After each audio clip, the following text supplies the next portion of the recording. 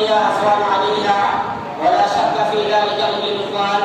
أن تلك الآية الكريمة تحرز المسلمين غالبا على التسامح الإسلامي وتصاهر الصبي المفرق والرحمة فيما بينهم، وتتطلب منهم أن يكون يدا واحدا فيما بينهم، فلا يقر هذا في أهل الشرق أو الغرب إلا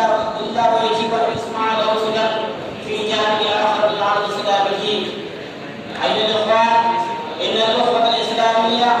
تمثل أربع معاني الإنسانية، فهي أخوة دينية إيمانية تفوق القدر،